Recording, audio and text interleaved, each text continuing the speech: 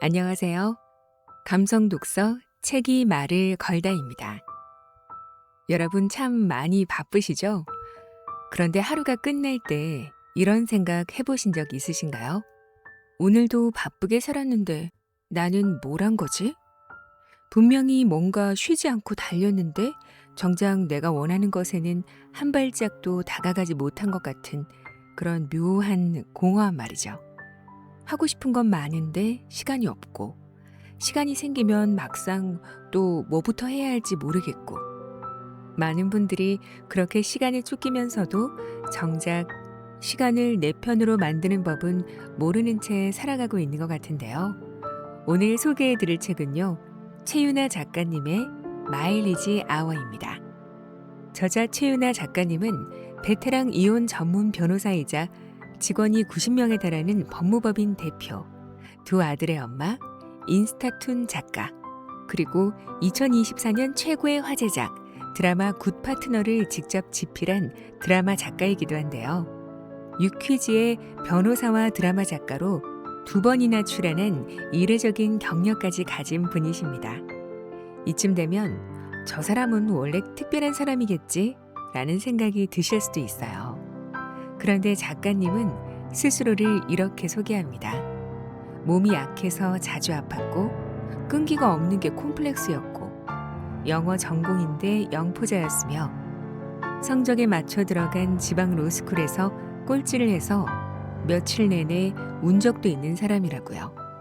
그런 그녀가 이 모든 것을 가능하게 한 단 하나의 비결로 꼽는 것이 바로 마일리지 아워입니다. 시간을 항공사 마일리지처럼 차곡차곡 적립하는 것. 특별한 재능도 타고난 환경도 아닌 오늘 하루 단 1시간을 내 것으로 만드는 것. 그 작은 축적이 결국 삶을 완전히 다른 차원으로 끌어올린다고 해요.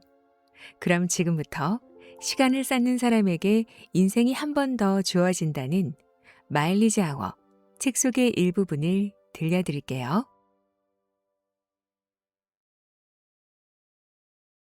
시간을 손에 쥘 수 있습니다. 시간 활용 3법칙. 시간이 없다. 우리 모두 이런 말을 달고 삽니다. 저 또한 30대 중반까지는 매일 입에서 이 말이 툭툭 무슨 추임새처럼 나오는 것을 그만하고 싶어도 멈출 수가 없었습니다. 몸이 2개였으면 좋겠다. 하루 3시간만 더 있었으면 좋겠다라고 매일 생각했습니다.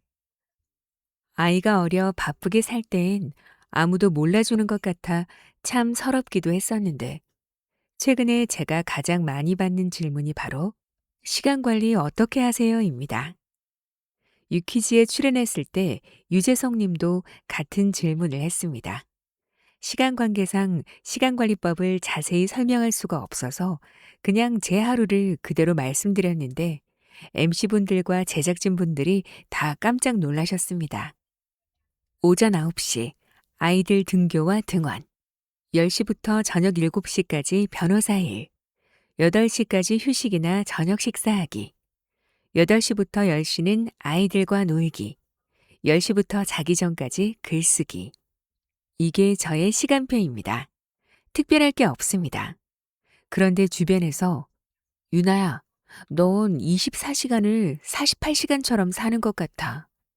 이런 말을 너무 많이 하길래 정말 그런지 생각해 보게 되었습니다. 모두에게 다 똑같이 주어진 24시간을 48시간으로 늘려서 살 방법은 없습니다. 그래도 지난 14년간 매일 훈련해온 방법을 몇 가지로 요약해 볼 수는 있겠더라고요.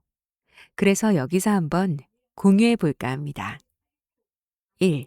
마감을 정하기. 저희 아이들을 낮에 봐주시는 분의 근무가 8시까지이기 때문에 저는 매일 7시 50분까지 집에 들어갑니다. 지금 이 글을 쓰는 시간이 저녁 6시 38분인데 작업실에서 집까지 걸어서 10분 정도 걸리니까 지금 저에게는 딱 1시간이 주어진 셈입니다. 이렇게 뒤가 막혀 있으면 무조건 그때까지 일을 끝낼 수 있다는 것을 10년 이상의 경험을 통해서 깨달았습니다. 아주 작은 일을 하든 큰 프로젝트든 마감이 30분이든 3일이든 3주이든 저는 제가 할 일의 마감을 무조건 정합니다. 만에 하나 그때까지 못 끝낸다고 하더라도 집중력을 높이고 일의 효율을 올리는 데는 큰 도움이 되기 때문입니다. 지금 저는 본업 외에 새 책을 하나 계약한 상태고 지방 강연을 준비해야 하며 드라마 굿 파트너 시즌2의 대본을 써야 합니다. 오늘은 새 책의 한 꼭지, A4 한 페이지에서 두 페이지를 쓰는데 1시간을 사용하기로 했습니다. 다음 달에 있을 강연의 PPT를 새로 만드는 일정은 다음 달 11일 3시간, 12일 3시간을 사용할 예정입니다. 드라마 집필은 올해까지 몇 부 이렇게 정해두었습니다. SNS에서 메리지 레드라는 만화를 연재할 때도 다음 재판 들어가기 전까지 15분 안에 쓰기. 이렇게 마음속으로 마감을 정하고 집중했습니다. 이렇게 여유 없는 마감은 결과에 어마어마한 차이를 가져옵니다. 저라고 처음부터 이렇게 해온 것은 아닙니다. 시간 없다는 말을 달고 살면서 놓치는 것도 많았습니다. 모든 워킹맘이 그렇듯 엄마와 같이 있고 싶다는 아이의 울부짖음을 들으며 출근하고 말도 아직 못하는 아이가 나를 얼마나 기다리고 있을지 온종일 마음을 쓰다 보면 내가 지금 가진 이 시간은 아이가 없을 때보다 2배는 귀하기에 더 집중해야만 한다는 사실을 그냥 알게 됩니다. 아니, 느끼게 되었습니다. 그나마 아이가 좀 커서 자기 표현도 하고 자아도 좀 더 갖춰지게 된 다음에는 훨씬 마음의 여유가 생겼지만 막내가 4살이 되기까지 엄마인 저를 자신의 온 우주로 여기고 밑도 끝도 없이 저만 바라보고 기다리는 모습을 보며 자연스럽게 모든 일의 마감을 정하게 되었습니다. 그리고 한 가지 큰 깨달음도 얻었습니다. 나에게 주어진 시간이 1시간이든 3시간이든 어쩔 땐 결과물이 같고 심지어 3시간 동안 한 일보다 마감을 두고 1시간 만에 해치운 일의 결과가 더 나을 때도 있다는 것입니다. 회사 대표로서 바쁜 직원에게 미안해하며 다른 일을 주면 그 결과가 더 빨리 돌아오고 업무 시간에 자주 인터넷 쇼핑이나 개인 통화를 하는 직원에게 일을 주면 더 오래 걸리는 경험도 꽤 많이 했습니다. 역시 마감의 중요성은 아무리 강조해도 지나치지 않고 특히 타인보다 나에게 마감을 주는 것은 내 능력을 발전시키는 효과도 크기 때문에 꼭 추천하는 방법입니다. 2. 모든 일의 시작을 일정에 적어놓기. 이것도 해야 하고 저것도 해야 하고 허둥지둥 하다가 결국은 아무것도 제대로 못한 경험 누구나 있을 겁니다. 저는 정말 많이 해봤습니다. 하루 내내 바빴는데 자기 전에 누우니 뭐 하나 해결된 게 없고 내일 또다시 할 일이 많습니다. 거기다 내일은 내일의 일이 또 정해져 있어서 걱정에 잠 못 이루던 밤들. 내 얘기 같지 않으세요? 투두 리스트를 적어라. 너무 클리셰지만 이보다 좋은 방법이 또 없습니다. 저는 휴대전화 일정표에 어떤 일을 시작하는 날짜를 다 적습니다. 그날에 나에게 맡기고 그날까지는 같은 일을 반복해서 생각하지 않는 훈련을 하는 것입니다. 일의 효율이 떨어지는 이유 중 하나가 휴식을 하지 못해서인데 머리가 복잡하지 않고 여유가 생기면 굳이 휴식을 할 필요가 없어집니다. 그러면 휴식할 시간에 다른 일을 처리할 수도 있어서 효율이 배로 오르는 거죠. 뇌에 공간을 줘야 무엇을 하든 집중력이 올라가고 시간을 아낄 수 있으니까요. 저는 지금까지 사랑하는 사람과 오래 행복할 방법, 친밀한 관계를 길게 유지하는 법이라는 주제로 관계에 대한 강의를 10번 정도 했습니다. 그런데 다음 달에는 목표를 이루는 법이라는 주제의 강연 요청이 들어왔고 하기로 결정했습니다. 기존 강연과 완전히 다른 주제라서 PPT를 새로 만들어야 하고 내가 잘할 수 있을지 의문이 들어 머리가 복잡했습니다. 이럴 때 절대 못난 나에게 휘둘리지 않고 얼른 일정표에 적습니다. 다음 달 11일에서 12일 PPT 새로 만들기. 12일에는 강연 주최 측에 PPT 미리 보내기. 이렇게 날 불안하게 하는 일정의 착수일을 달력에 다 적어 놓고 관련된 생각은 아예 하지 않습니다. 그때 해도 늦지 않는다. 나는 할 수 있다 하는 자신에 대한 믿음은 필수입니다. 3. 자잘한 일은 생각날 때 바로 처리하기. 저는 지하철이나 택시로 이동 중에 이메일을 확인합니다. 처음에는 확인만 하고 답장을 바로 하지 않았습니다. 이따 내려서 해야지. 지금 정신이 없어서 대충 답장하면 무례해 보일 수 있어. 예의를 갖춰서 나중에 정식으로 이메일을 보내자. 급히 돈을 보낼 일, 내일 당장 필요한 것 쇼핑하기, 아이 병원 예약 등 특별히 집중력을 요하지 않는 일을 절대 나중으로 미뤄선 안 됩니다. 이렇게 하는데도 어느 정도의 훈련은 필요하지만 반복하다 보면 이 자투리 시간이 모여 나중에 생각보다 큰 보상의 시간이 되는 경험을 할 수 있습니다. 요즘은 목적지에 도착해 내리기 직전 주차장에서 이메일을 확인하고 그 자리에서 대답할 수 있는 건 다 대답합니다. 최윤아 변호사님, 방송국입니다. 혹시 이 날짜 이 시간에 이 채널에 출연해 주실 수 있나요? 라는 이메일에 인사말도 생략하고 네, 가능합니다. 이렇게 6글자만 보내기도 합니다. 간단하더라도 상대방의 기분이 나쁘지 않을 정도로만 답을 보내놓으면 다음 이메일이 왔을 때 바빴던 전 상황을 설명해도 늦지 않습니다. 답변을 빨리 주셔서 감사하다는 답장을 많이 받았지 왜 이렇게 답변이 짧냐고 따지는 사람은 없었습니다. 거절할 때는 일정이 어렵습니다. 죄송하고 제안 감사합니다. 정도면 충분합니다.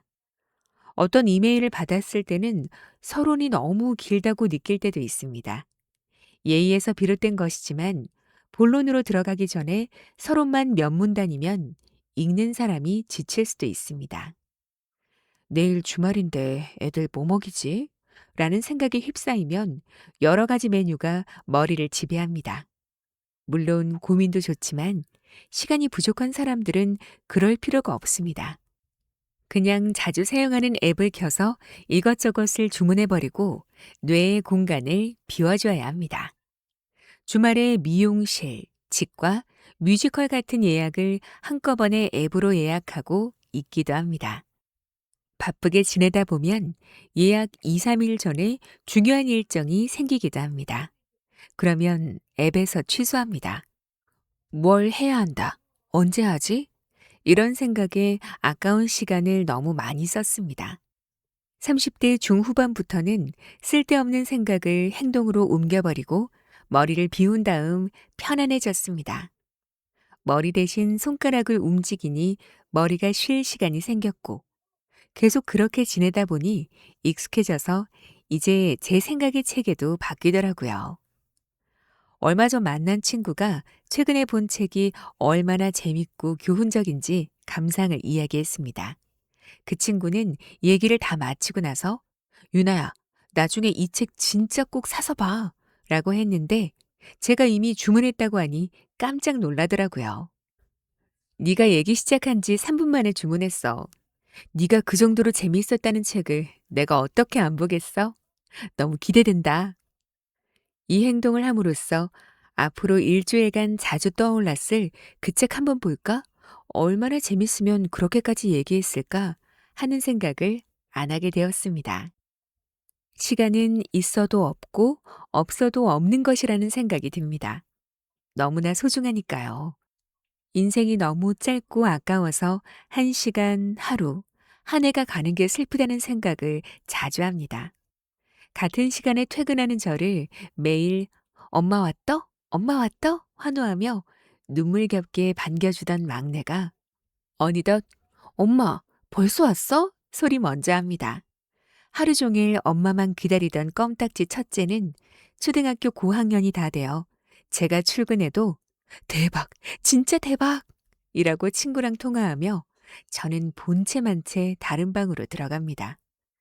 애들이 천천히 컸으면 좋겠고 나는 아직 해내고 싶은 것이 너무 많은데 하루는 너무 냉정하게 흘러갑니다. 인생의 매 순간이 너무나 소중해서 인생 시스템 구축에 진심인 사람이 되었습니다. 위 세 가지 시간 관리 법칙을 꼭 한번 따라해 보세요. 물론 하루아침에 익숙해지진 않을 것입니다. 그렇지만 익숙해지고 나면 내 인생에서 뭐가 가장 중요한지 그 우선순위를 정할 수 있습니다.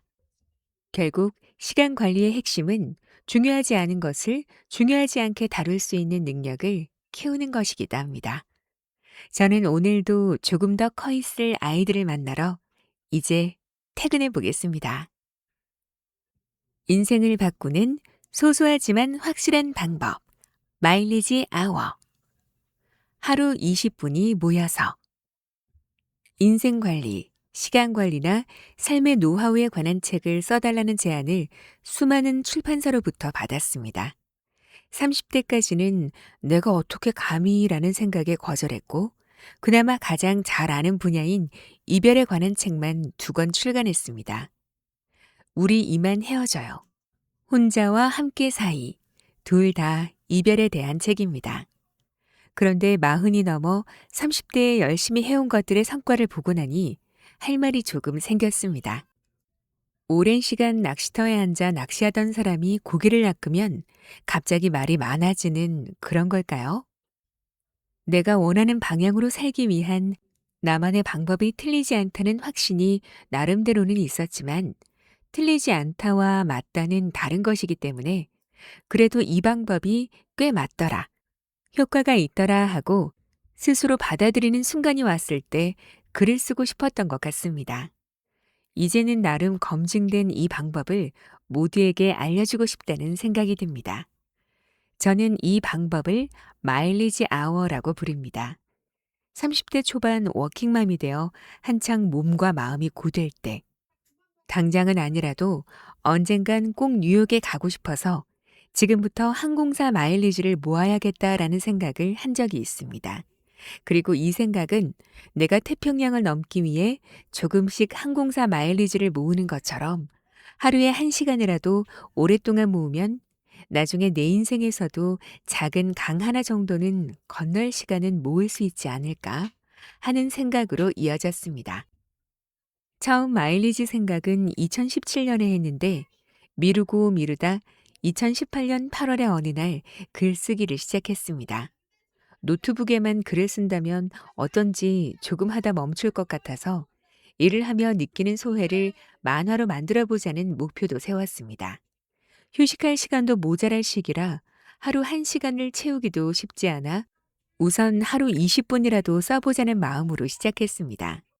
그 글들을 모아 10줄의 대사로 만들었습니다. 거기에 맞는 그림을 그려주실 분을 찾아 만화로 만들어 SNS에 올리기 시작했습니다. 재판을 기다리며 법정에서, 재판에 일찍 도착해 법원 주차장에서, 지하철에서, 아이 재워놓고 부엌에서 하루 20분씩 쓴 글들이 지금 제 인생을 엄청나게 바꿔주었습니다. 메리지 레드라는 제목의 인스타토는 우리 이만 헤어져요라는 책으로 출간되었고, 저에게 수많은 강연 자리와 제가 너무나도 좋아하는 프로그램인 유퀴즈에 출연할 기회를 제공해 주었으며 드라마 작가로 데뷔할 수 있는 시초까지 되어 주었습니다. 하루 1시간이 모이면 하루 20분 글쓰기가 익숙해지자 하루 1시간 정도는 할 수 있겠다는 생각이 들었습니다. 하루에 딱 1시간, 100일 동안의 글쓰기로 혼자와 함께 사이를 출간했습니다.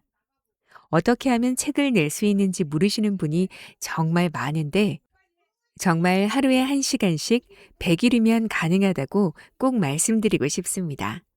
초고를 쓰고 고치고 또 고치더라도 수년을 더 고쳐서 출판한다고 해도 초고를 쓰는 일 자체는 그리 크게 어려운 일이 아닙니다. 이 방법으로 새 책을 써보고 싶어서 이틀 전부터 새로운 책에 들어갈 글을 쓰기 시작했고 오늘은 3일차입니다. 100일 만에 끝내지 못할 수도 있고 1년이 넘게 걸릴 수도 있겠지만 하루에 1시간은 무조건 글을 쓴 경험이 벌써 7년 차에 접어든 지금 이제 해낼 수 있다는 자신감이 생깁니다. 꼭 하루에 1시간씩 글을 써야 한다. 하루에 1시간 무조건 자기 개발을 해야만 한다는 이야기가 아닙니다. 내가 지금 하는 일이 있고 너무 바쁘고 일상에 지치지만 다음 꿈을 꾸는 분들에게, 그러니까 한국 땅에 발 디디고 열심히 살아가고 있고 만족하지만 뉴욕에 한번 가보고 싶은 분에게 마일리지를 모으시라는 말씀을 드리는 것입니다. 하루에 1시간만 노력하면 어떤 직업이라도 가질 수 있다고 말하는 것도 아닙니다. 하루에 1시간으로는 절대 새로운 직업을 가질 수 없습니다. 다만 5년 후 또는 10년 후 내 힘으로 새로운 세상을 보고 싶은 사람에게는 하루 1시간이 차고도 넘치는 시간이라는 것을 꼭 말하고 싶습니다. 2018년 연말 드라마 제작사 PD님으로부터 연락을 받았습니다. 아이를 낳고 조리원에서 제 만화를 보며 감동했다. 대본을 한번 써보시면 좋겠다는 제안이었습니다.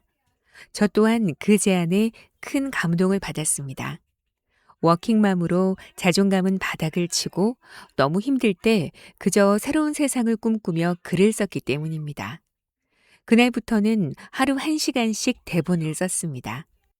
그렇게 꼬박 3년을 쓰고 나서야 드라마라는 것을 어떻게 쓰면 되는지 아주 조금 감이 오기 시작했습니다. 처음 해보는 일이라 다른 사람의 경험이 축적된 작법책을 여러 권 사서 탐독하기도 했습니다. 3, 4년 동안은 하루에 1시간 이상 드라마에 집중할 수 없는 환경이었습니다. 변호사 일의 연차가 늘어나면서 맡은 사건은 많아지고 관리해야 할 직원도 늘었으며 조금 편해지나 하자마자 둘째를 임신, 출산, 육아하는 기간이 또 추가되었습니다. 제가 처음부터 제작사와 계약하고 거액의 지필료를 받아서 대본을 썼다고 짐작하는 분이 많지만 전혀 사실이 아닙니다. 이 글이 정말 언젠가 드라마로 제작된다는 기약이 전혀 없는 상황에서 이 기회를 절대로 놓치고 싶지 않고 너무 하고 싶어서 시간의 틈을 늘리고 벌려 하루 1시간을 겨우 만들고 수년 동안 마일리지를 쌓았던 것입니다. 대본을 5년 가까이 고치고 고쳐서 만든 1에서 4부의 초안이 제작사와 방송사 등의 까다로운 검토를 거쳐 제작이 확정되었습니다. 물론 5에서 16부까지 쓰는 데에는 하루 1시간으로는 어림도 없었기에 2020년부터는 본업과 글 쓰는 시간 외에는 그 어떤 일도 할 수 없었습니다. 오직 이 2가지 일에만 집중적으로 시간을 사용했습니다. 그래도 하루에 1시간씩 투자했던 그 시간이 없었다면 모든 것이 불가능했다는 사실은 변하지 않습니다. 하루 1시간의 글쓰기가 제 인생을 많이 바꿔놓았지만 어떤 사람에게는 글쓰기가 아니라 다른 활동이 될 수도 있습니다. 하루 1시간의 운동, 그림 그리기, SNS에 일상 올리기 등등. 하고 싶은 일이 있었는데 아직 직업으로 이어지지 못했다면 그냥 하루에 1시간씩 쌓아 올려 보시면 어떨까요? 그게 5년 후, 10년 후, 아니면 20년 후일지라도 언젠가 당신을 뉴욕으로 파리로 데려다 줄지도 모릅니다. 평생 드라마라는 드라마는 다 챙겨보며 연예인을 동경했습니다. 조리원 동기 언니가 얼마 전 이런 말을 했습니다. 유나야, 그거 알아? 2016년에 조리원에서 처음 만났을 때 내가 직업이 뭐냐고 했더니 네가 변호사라고 했지. 근데 언젠가 꼭 글을 쓰는 사람도 되고 싶다고 했어. 저처럼 가슴 속에 오래된 꿈 하나 더 가지고 계신 분들 있죠? 2024년 연말 여느 해처럼 연기대상을 시청하고 있었습니다. 어릴 때부터 너무나 사랑하고 존경했던 배우님이 시상식에서 제 이름을 불렀습니다. 이게 꿈인 걸까? 현실일까? 조금 헷갈렸습니다. 내 꿈의 강, 그 작고도 큰 강을 하나 넘었구나. 집에서 시청자이자 작가가 되어 방송을 보며 눈물이 났습니다. 에이, 하루 1시간으로 뭘 해? 저 사람은 원래 운이 좋거나 원래 능력이 출중해서 그렇게 된 거겠지. 라는 생각을 지금 하고 있다면 자신의 가장 큰 방해꾼이 자신임을 인식하셔야 합니다. 자꾸만 방해를 펼치는 나와 담을 쌓고 계속 머릿속으로 새로운 꿈을 꾸는 나와 친해져서 하루에 1시간씩만 함께 프로젝트를 해나가 보세요. 그리고 나중에 꼭 저에게 연락 주세요. 하루에 1시간으로 정말로 제 인생도 달라졌다는 연락 간절히 기다리겠습니다. 지금 이 글을 읽고 있는 독자님, 할 수 있습니다. 꼭 큰 성과가 아니더라도 분명히 인생은 달라집니다. 인생을 바꾸는 것은 성과만이 아니니까요. 나에 대한 믿음, 성취감, 태도, 분명히 달라질 거예요. 꼭 도전해 보실 거죠? 이 책을 집어든 분이면 분명히 마음속에 꿈을 꾸는 사람일 거라고 저는 확신하고 있습니다. 나를 회복하는 것을 찾습니다. 무기력의 굴레 벗어나기. 시발 비용, 즉 스트레스 받지 않았다면 쓰지 않았을 비용이라는 속된 말이 유행한 적이 있습니다. 시발 비용만큼이나 많이 드는 것이 시발 시간, 즉 스트레스를 받지 않았다면 쓰지 않았을 시간 아닐까요? 말이 좀 거치니까 힐링 타임 정도로 순화해 보겠습니다. 우리의 힐링에는 꽤 많은 시간이 필요합니다. 스트레스 지수가 높을수록 더 많은 힐링 타임이 필요할 것입니다. 바쁘게 일하는 사람은 시간에 더 쫓기고 스트레스가 더 높은데 힐링 타임은 더 부족합니다. 악순환입니다.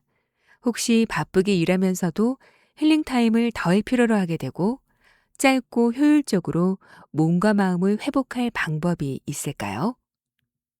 30대 중반까지는 힐링 타임이 매일, 아니, 매 순간 간절했습니다. 그렇지만 그런 걸 가질 시간이 없으니 몸과 마음이 병들었습니다.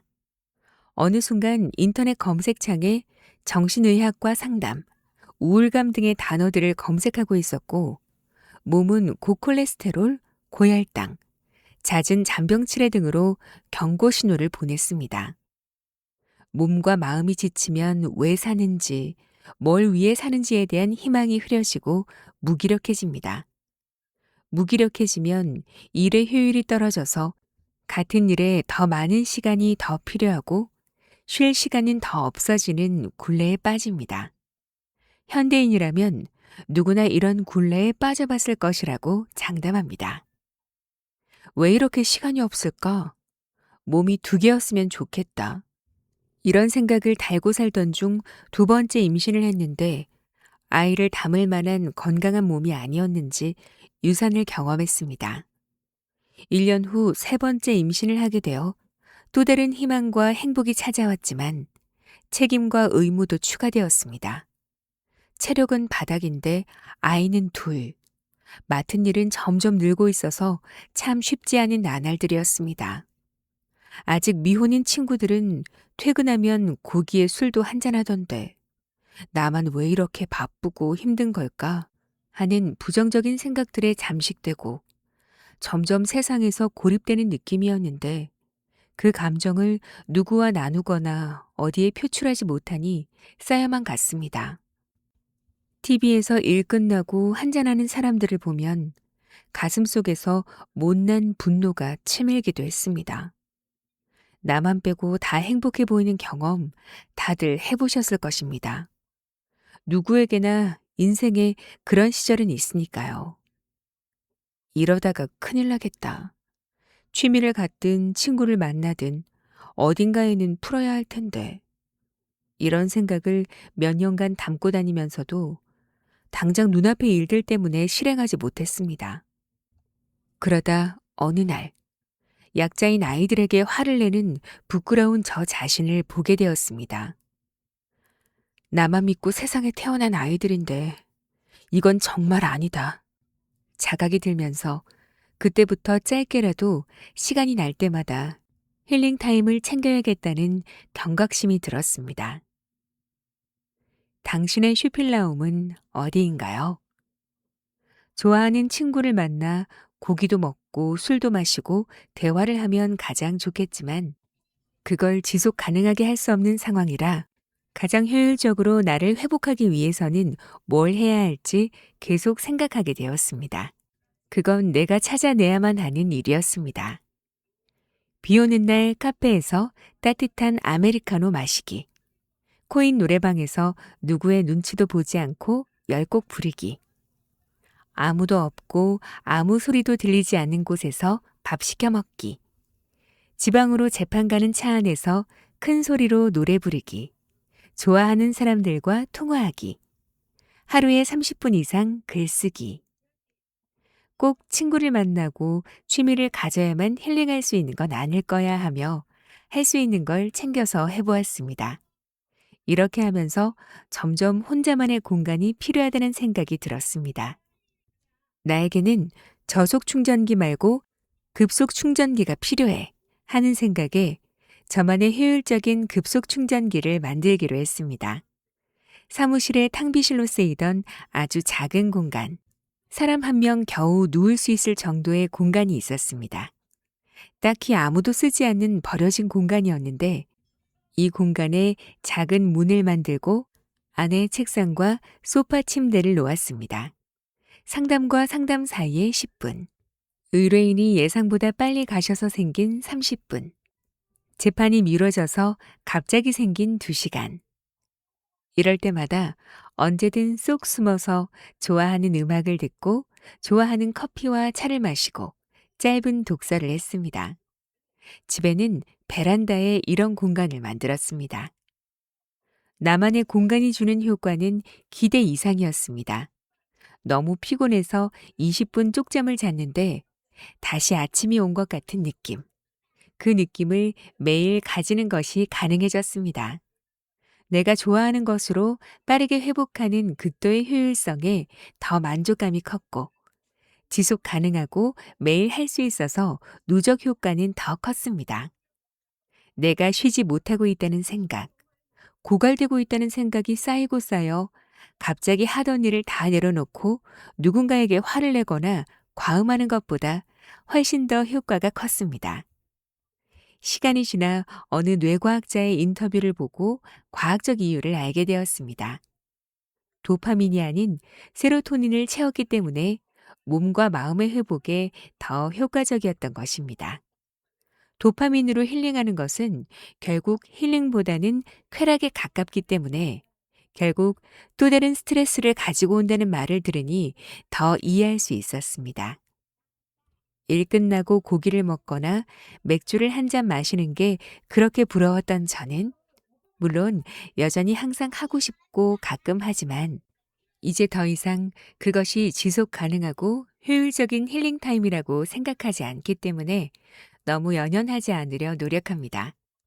물론 쉽지 않습니다. 좋아하는 사람과 맛있는 것을 먹는 일보다 재밌는 건 세상에 별로 없으니까요.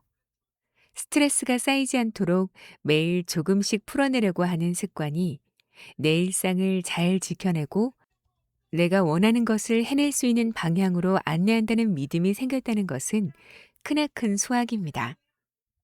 다른 사람들이 스트레스를 푸는 방식을 따라하는 것은 비효율적입니다. 삶에서 잔잔하게 내가 좋아하는 것들을 찾아서 해보시면 좋겠습니다.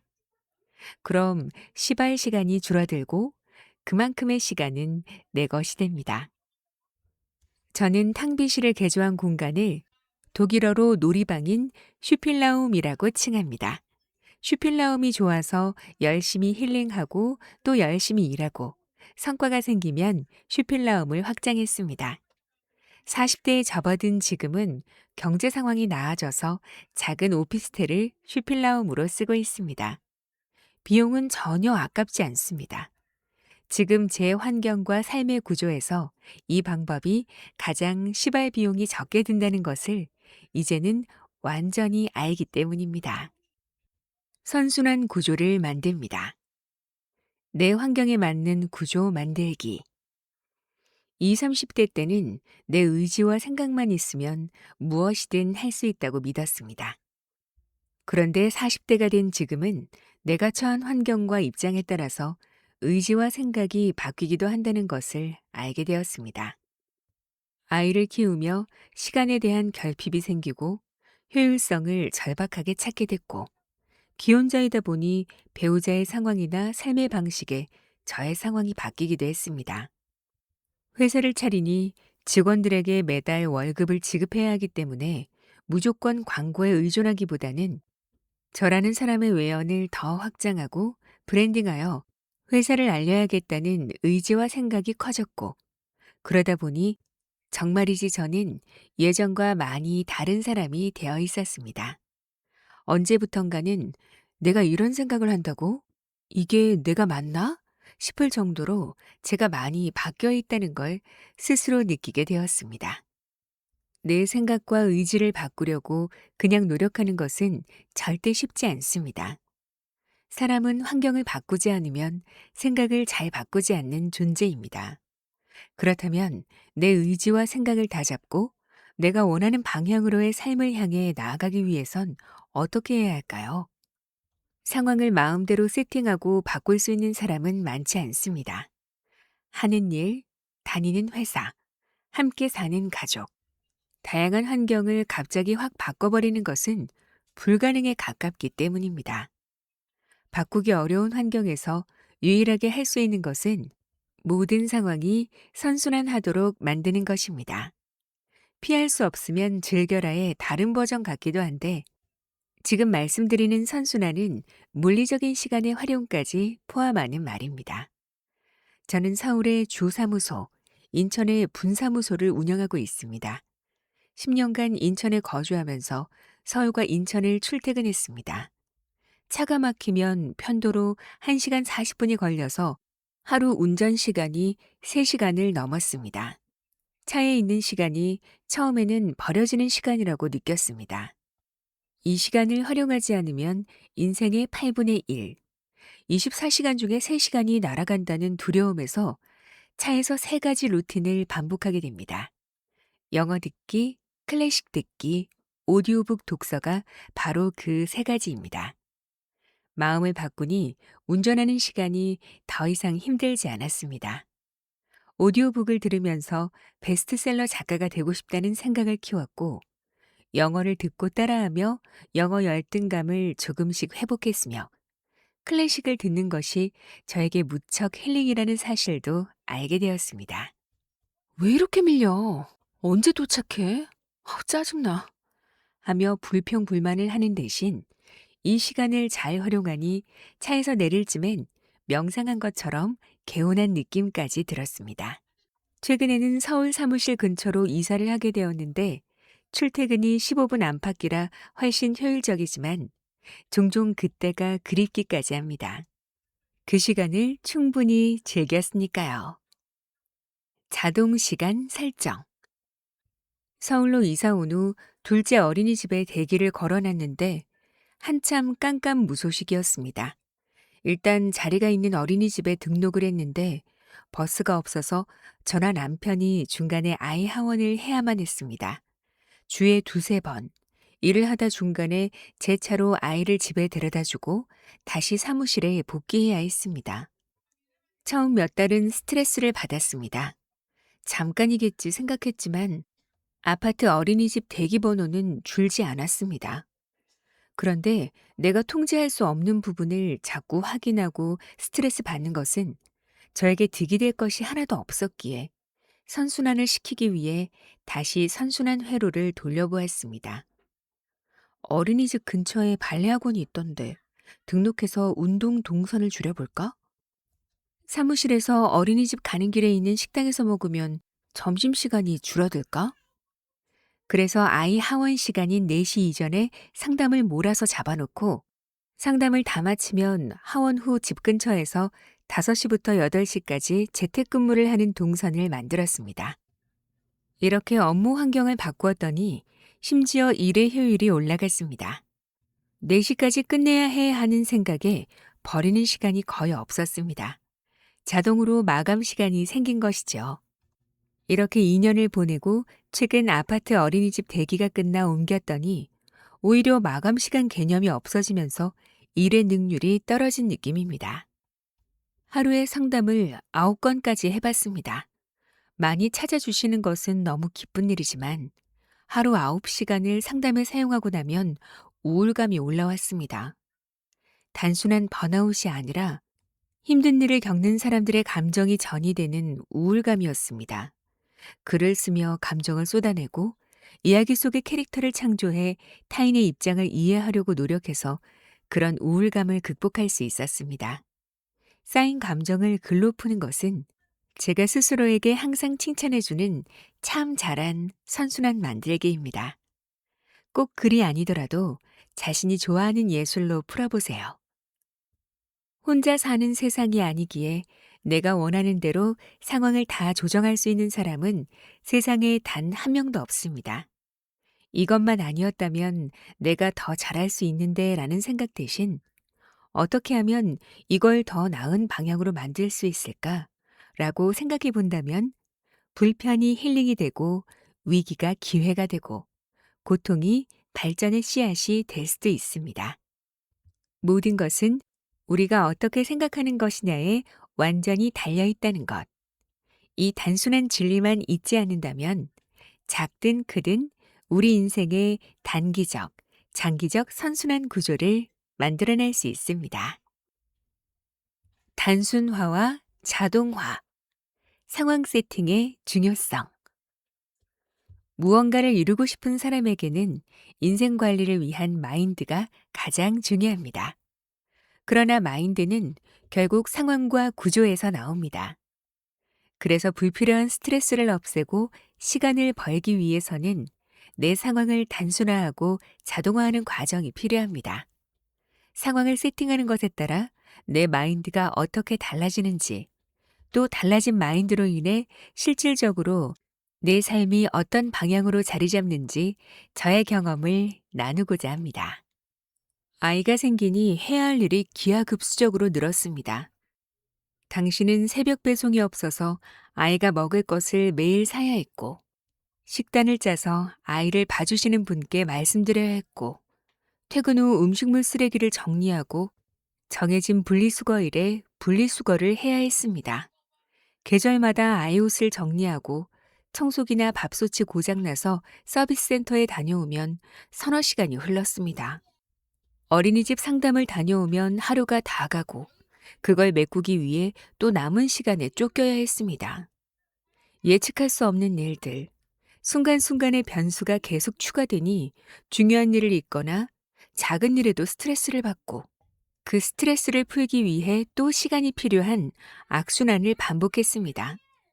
아이가 어릴 때 이 상황을 해결할 방법은 아무리 생각해도 없었습니다.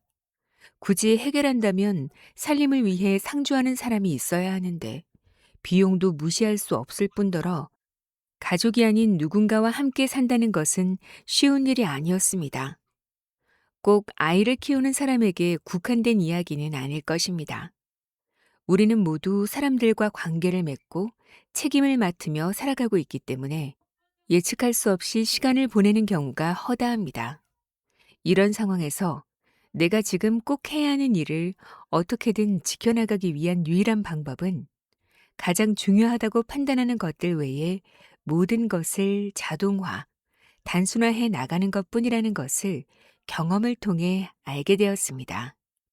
저의 예를 다시 들자면 업무 외에 제게 가장 중요한 것은 아이와 시간 보내기, 아이에게 양질의 음식을 먹이기 이렇게 두 가지였습니다. 그래서 그 외의 모든 것은 대충하며 살자는 심플한 마인드를 가지기 위해 노력했습니다.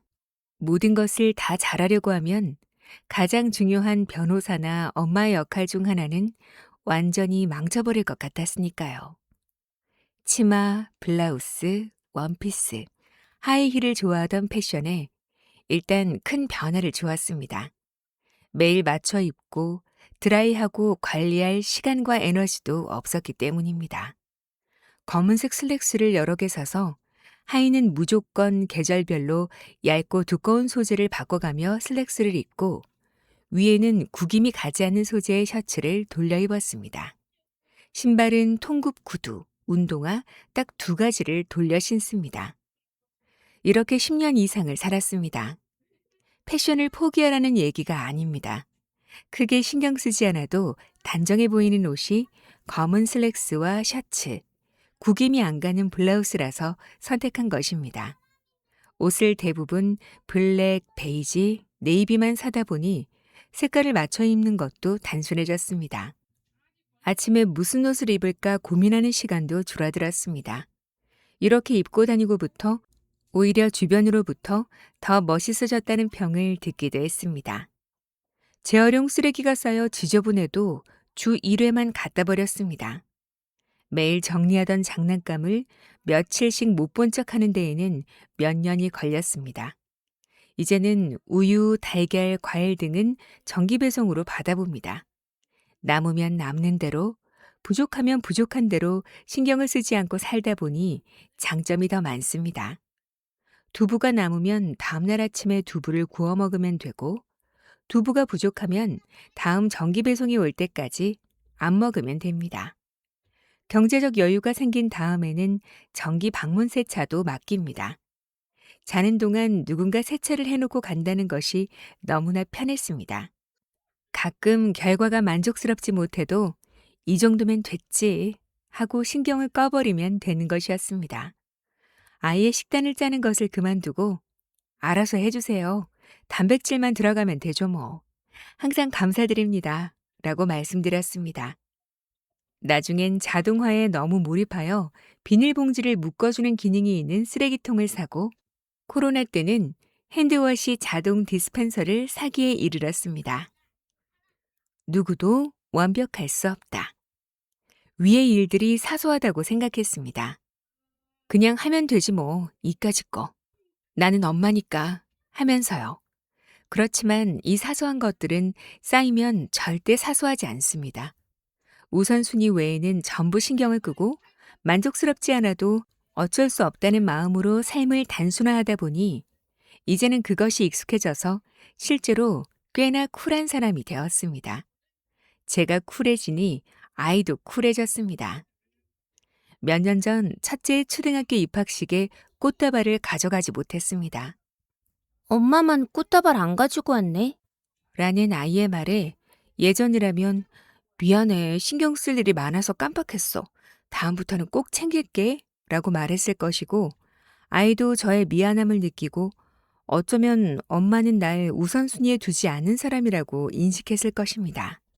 그렇지만 저는 미안하다고 말하지 않았습니다. 엄마가 입학식 오려고 지난 일주일간 얼마나 열심히 일을 끝내고 온 줄 알아? 엄마한텐 네가 가장 소중하니까 라고 했죠.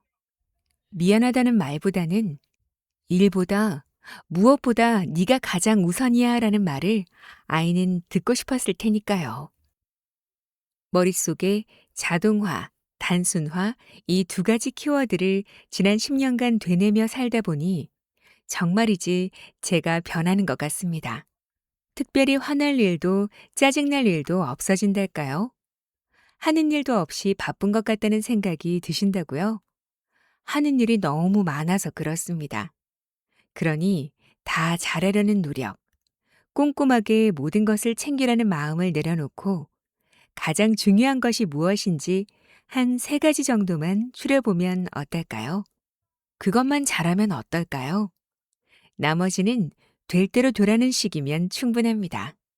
우리는 애초에 절대 완벽해질 수 없으니까요.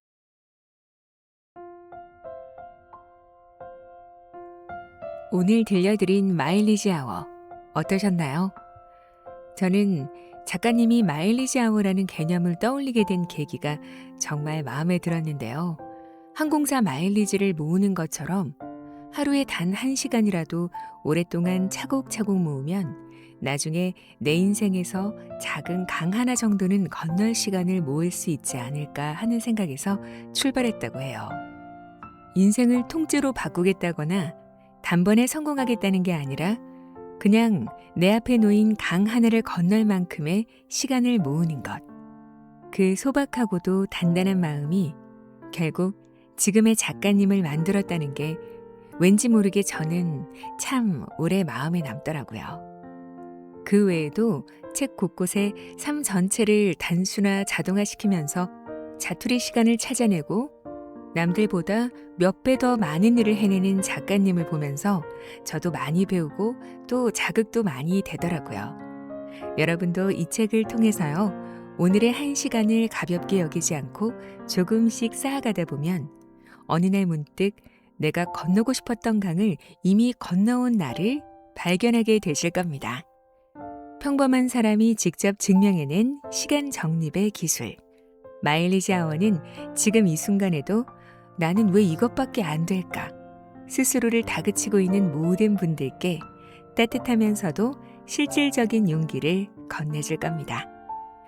오늘도 끝까지 함께해 주셔서 감사합니다. 그럼 저는 또 좋은 책으로 찾아뵐게요.